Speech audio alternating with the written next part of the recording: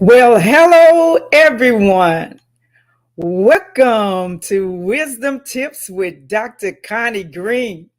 I'm your host, Dr. Connie Green, and I am so excited to have you join me today for my very first episode of Wisdom Tips with Dr. Green. I will be dropping pearls of wisdom, equipping you with the tools that you would need to live a victorious life. Are you ready to go?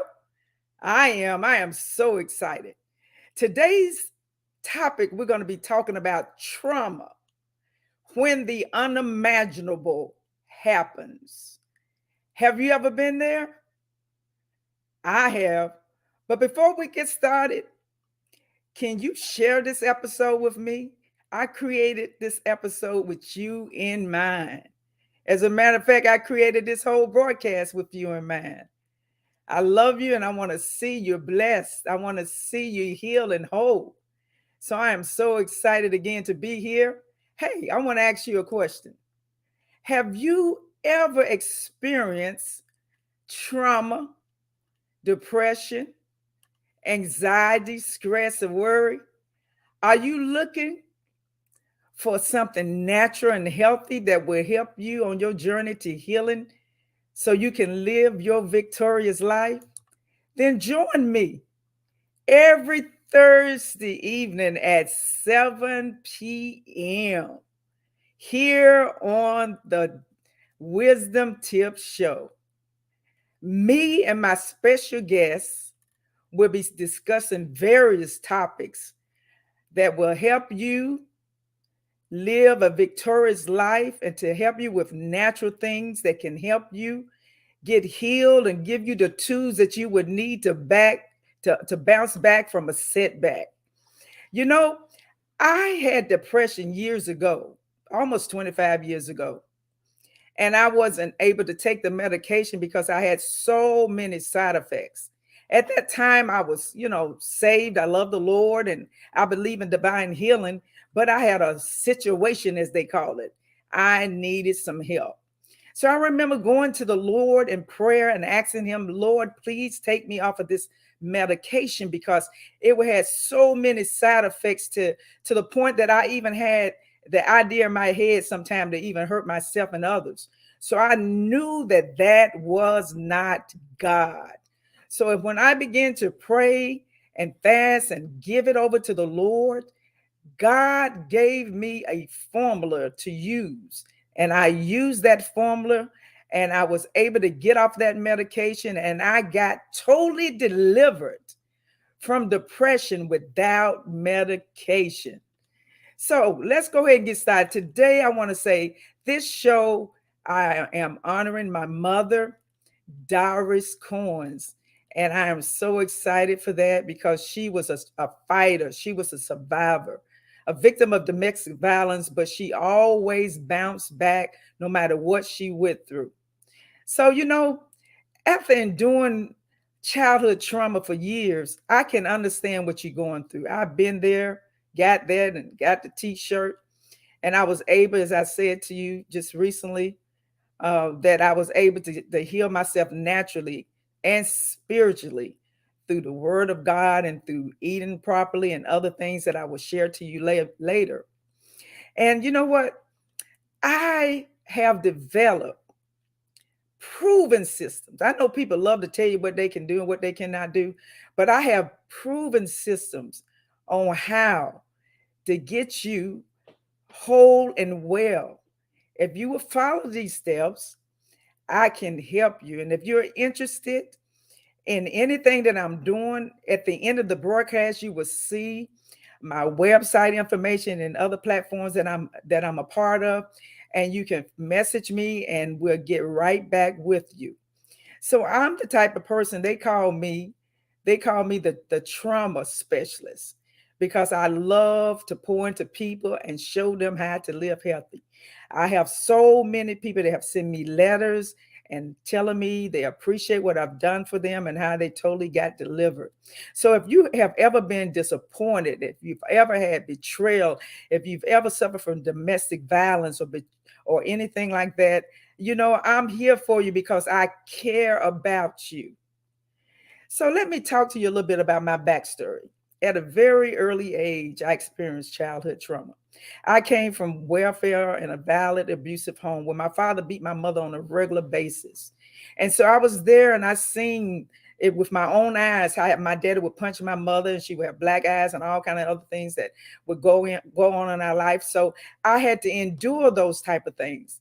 And after many years in my search for sources on how to be happy and how to have joy and how to be content with the such things as I do have, I did a lot of research over the years because I had such a desire to want to help others get delivered like I did. I was so excited. It was so many people that I know that had been on medication, that were still on medication, and they wasn't getting well, and they were getting worse. They were gaining weight. They was feeling horrible. And here I was running around happy, excited about what God has showed me. So for years, I kind of kept it a secret. I didn't think it was no big deal till one time I went to an event and the lady asked me, do you have a story that you would like to share, something that you had and you couldn't get rid of, and all of a sudden you got the techniques and the techniques and things that you had to do in order to bounce you back from a setback? I raised my hand and I told the lady what I had experienced about being delivered from depression without medication, and she said, "That's it. That's it. That's your story. You need to tell it to the mountains." Well, I sit on it for 2 years. And then I started getting serious about it. I started doing this research and I found a lot of things. And it was stunning because out of all the research that I went through, all the books, going to the library, the classes I took, and all of those type of things, I found something that was stunning. And it was so simple, you would probably look right over it. It was in the pages of an old book that was sitting on my coffee table for years. Yeah, I bet you know what it is, don't you? Uh-huh. It was the Bible. And because of that Bible and the precepts and examples that I seen in that Bible, helped me to add on to what God had already given me so I can continue to live a victorious life. So because let's just be truthful. I'm gonna be truthful tonight. Although I got delivered from depression, it was times that I was depressed. It was times that I got discouraged because what? Life happens. And I would feel that spirit come back on me where I would stay in the bed for a couple of days and I didn't want to get out. And I started praying and I remember telling the Lord after he had delivered me that I never wanted to be in that place again. So when I would feel that demonic spirit that came upon me, I would pray and say, Lord, help me, deliver me. Don't let me go back there. So he always would tell me, what did I show you? What did I tell you? Go back to the book and do exactly what I told you to do. So that good book he was talking about was the word of God. It was scriptures. It was precepts and examples that I need, that I had forgotten about, that I got back on board. And of course, other things that I also had, in this system that God had given me. I started doing those things, and it would be sometime a matter of days, sometime a matter of weeks, but I would bounce right back to that happy place that God had always showed me. So I was so excited to share with you today how that little book that was on the coffee table, maybe some of us got some books on the coffee table right now. You need to pick up that book and you need to read that book. God's got something in there for you. Did you not know it's the #1 best-selling book in the world? And in my opinion, if you want to know anything about wisdom, you need to go to that book. That's the first place you need to go. And of course, the second place you need to go is to tune in to Wisdom Tips with Dr. Green, because I'm going to be dropping some pearls now, and you don't want to miss that. Amen. So let's get started. Let's talk about trauma. Trauma, when the imaginable happens, it's just devastating. Have you ever been there where something happened in your life suddenly, out of nowhere, and it just shook you to your bones? Have you ever been through tragedy before? where somebody got killed or somebody died in your family. Have you ever been there? I have. Have you ever had anything that happened to you, maybe like a betrayal, or someone walked out on you and left you with your kids, or your best friend betrayed you, and you found out she was having an affair with your loved one?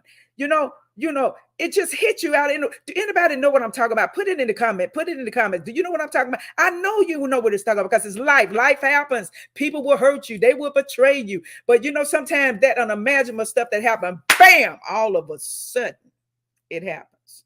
It will rock your world. It would take your breath. And sometimes it will hit you so hard you don't want to see the light of day.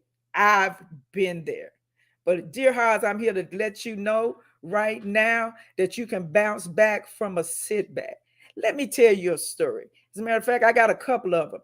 When I was a child experiencing childhood trauma, I was living in a toxic environment because my daddy, believe it or not, he was a complex person. He was so sweet during the week. Everybody loved him. He was the life of the party. He was handsome. He was good looking, had gray eyes, light skin, curly hair. We loved him. I was a daddy girl. During the week, we had peace. Daddy was himself.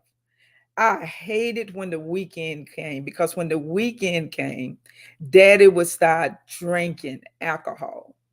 And when he would start drinking that alcohol, it was like a demonic attack would come upon him, and his whole personality changed. And our household was different. You could tell, he would be in a rage. If you look at him funny, he would slap you in the face. Me, my brothers, kids, it just didn't matter. Whoever was just standing next to him. And so I can understand how you're feeling, even if you're in that situation now. I would suggest to you that if you can get out of that situation, try. But if you can't, be safe and find ways that you can slowly get out of that type of environment. But never tell the person that are the responsible for the abuse and the stuff in your life. Never tell them when you're leaving, because sometimes people don't make it out alive. And now that's for another story. But let me go ahead and tell you about my story. I was in an environment, like I said in the very beginning of the broadcast. We were poor. We were on welfare. We lived in a little bungalow house. We had my mom and dad had 5 kids, and so we were all there. My mother was a domestic worker. My daddy, when he was young, was a sharecropper, and now he was working with recap tires. He didn't have the education. He didn't finish school. He couldn't even write his name. As a matter of fact, he had to use an X to sign his name. So I can imagine him with the systemic racism, the prejudice, and the low pay from a black man. I just can imagine him, the pent up anger that he had coming up, raising us as little kids. But I didn't understand that. But as I get older now, I understand how he may have felt in those times where he couldn't get the money that he wanted. He couldn't read. I'm sure he was frustrated. He couldn't take care of the family like he wanted. So we lived in that environment for years. It was a very toxic environment.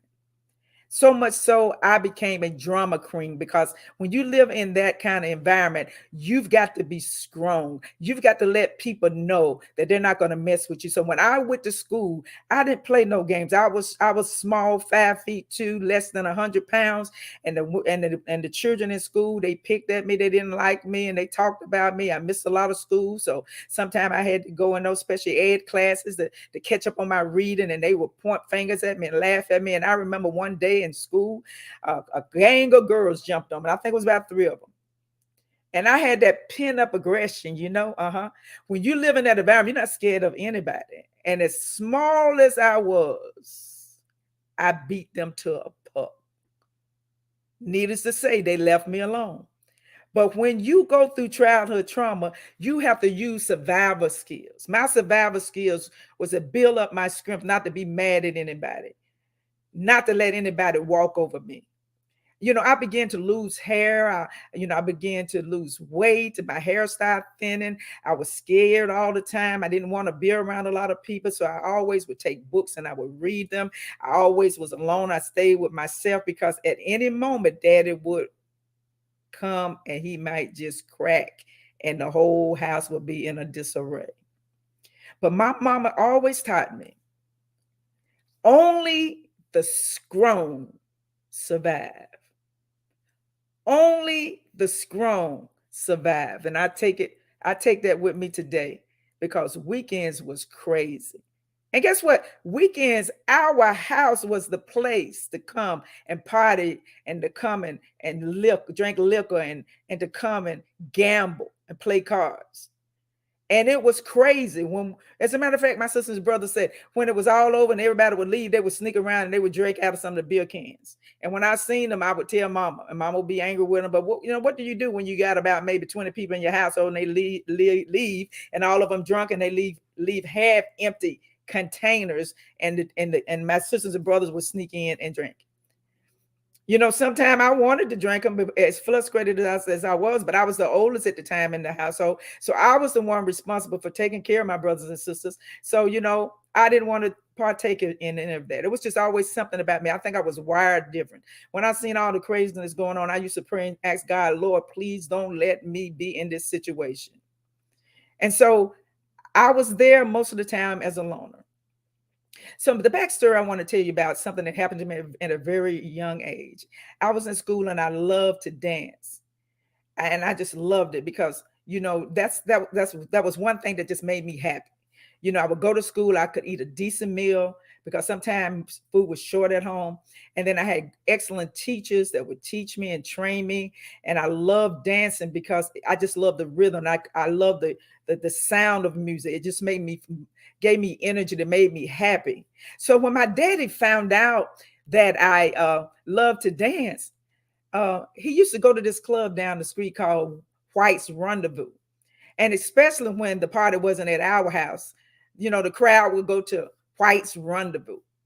And so when he found out that I loved to dance, my daddy started taking me to the club with him. I was 11 years old. Can you believe that? And guess why he took me to the club with him? He took me to the club with him so I can dance in front of all those drunk men, and they would throw money on the floor as I danced. And it depends on how well I dance, I would get more money, but it wasn't my money, it was my daddy's money. So the first thing we would do when we would walk into the club, my daddy would go to the old jukebox. I don't know if y'all know about that, the old jukebox, and he would put his little coins in there. And the first a song that he would put on, that was his favorite song, was called Sweet Soul Music. And that was the name of it, Sweet Soul Music. And it was an upbeat song, and it made you want to dance. And he used to get on the floor and he danced with me first. And then he would tell me, go ahead, get him, kind of show him how you can dance. And then he would stand in the corner. That's my girl. That's my girl. Can't she dance? I bet y'all can't dance like that. And so I would dance and dance, then dance sometimes for hours as they threw money in the floor at me. And you know what? Because at that time, as he got in and he started drinking more, he didn't even have a conscience of what he was doing. He was in his alcohol-induced stage, and he knew he had the opportunity to get the money that I was making for him so he could gamble and so he can run his women, and whatever was left over, feed his kids. Yeah, his 5 kids. We got the leftovers. So daddy did this for a while. Mama didn't know. He would just tell mama, I'm going to take Connie with me and we'll be back home soon. But she didn't know. Somebody told mom. She was unaware that he was taking me to the club. So one day she came up to the club. She was furious. And she grabbed me and she took me home. And this is what happened next. My father got back home. He was angry. He told my mom, he said, you embarrassed me. And he beat her unconscious. My sibling and I stood there crying, thinking my mama was dead. Her face was bleeding. Her nose was bleeding. Her mouth was scarred. And finally, she woke up. Thank God she wasn't dead. And you know what? The violence never stopped. We had to always walk on shells, like eggshells, because we never know what moment, whether he would come in happy or sad. Sometimes he would come in from the club, he might be happy. If he wanted the money, he was happy. But when he came in, he lost all his money, he would be mad. He would beat us, throw us around and hit my mom and cuss her out and do this and do that. So I was used to that. I was living in an environment that I had got comfortable with. Sometimes I would tune it out and I would go somewhere else in my head. Have you ever been there? Have you ever been there? Put it in the comment. So can you imagine at 11 years old in a club dancing before drunk men while your daddy made some money? Now don't stop there. Don't stop there. During this time at the age of 12, let me tell you what happened to me then. Now you're not going to believe me. And I think it has a correlation to what happened to me during that time because of the club situation that I was going on with. I was 12 years old and I was in my bed. I had went to sleep. It was a dark, cold winter month. And I was sleeping with my other two sisters. We had two beds in that room at that time. We only had two bedrooms. Mom and dad slept in one room and we had two big beds in the other room. I had an older sister that slept in the other bed. It was a cold. I remember that because we was wrapped up in blankets and mom would put jars that she had boiled and she would put the jars at the foot of the bed so our feet could get warm. Then all of a sudden, I woke up and I thought I was dreaming and something was hitting me in my face. And I kept tossing and turning and I finally turned over and I started fighting. And I thought I was asleep and it was nothing but the grace of God that I thought I was asleep. But I remember my sister that was laying next to me. She said she seen the man. He had big boots. She said, I remember the big boots. And, and he kept beating you. And she said, your nose was bleeding. And you was trying to fight him and he was trying to pull you out the bed. And then my older sister, thank God, which was in the room with us, heard the noise and the commotion. She jumped up out of her bed and she said, who is in here? She turned on the lights. He started running. And all I could hear was bam, bam, bam, running out of the house. My daddy started running after him with his shotgun and he couldn't find him. He came back in the room. He grabbed me up out the bed. He said, who was it, Connie? Who tried to kidnap you? And I said, Dad, I don't know. He said, you better tell me, girl. You better tell me. And I said, Dad, I don't know. Now, this is what's going to get you next. When I think about it, I almost cry. But I ain't going to cry tonight. My daddy took his belt off and beat me so severely that when I woke up the next morning, I had whips all over me. He beat me with the blood running down my face. He beat me with my nose bleeding. He beat me because I didn't tell him who tried to kidnap me. My heart broke that day. I was a daughter's girl. But this right here, it got me. I understood how mama felt when she got punched in the face. I understood. And I wanted to die. I'll be right back after this break and we will share with you more.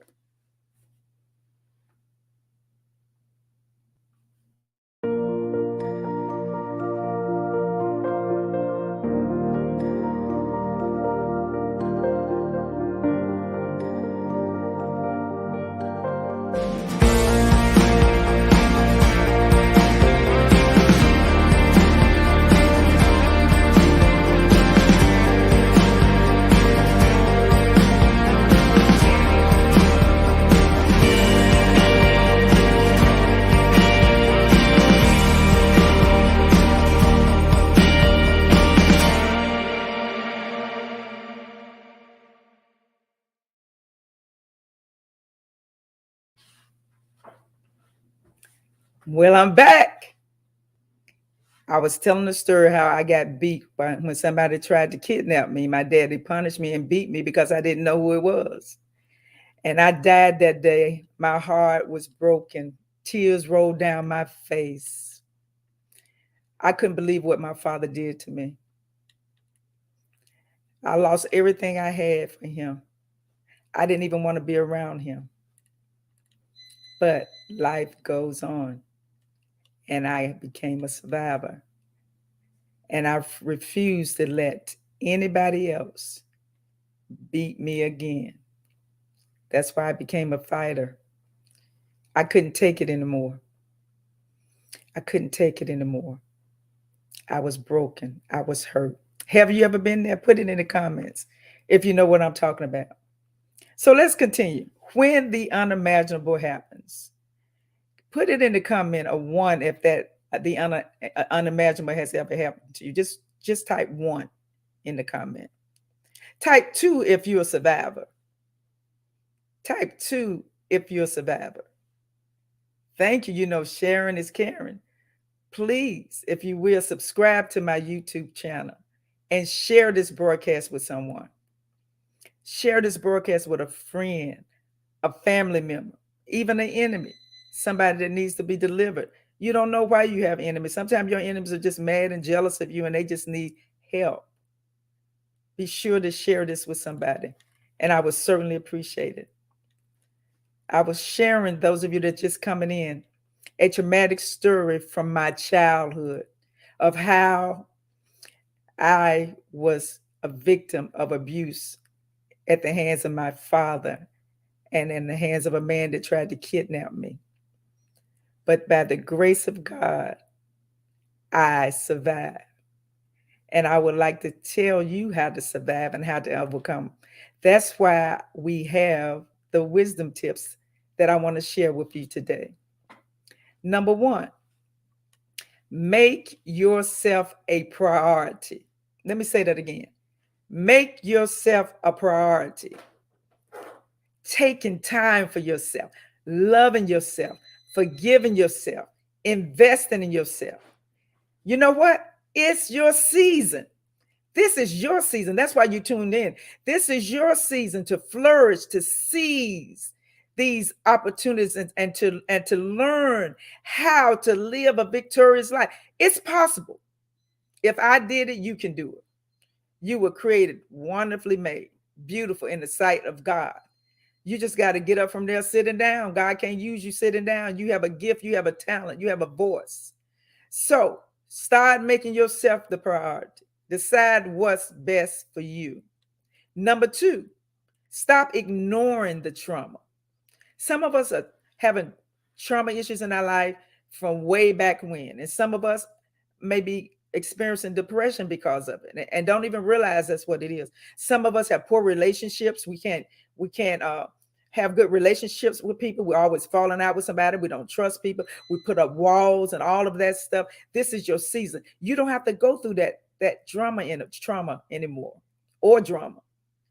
You can start putting yourself first and moving forth and get the tools that you need so you can bounce back from a setback. Stop ignoring the trauma. But you know what? I want you to be realistic. The trauma did happen. I don't want you to say forget it because it's going to always be there. It's something traumatic that you'll never give up. But stop pretending like it didn't hurt you. Regardless of how traumatic and how devastated it has been in your life, the truth of the matter is life still goes on. You got to go on.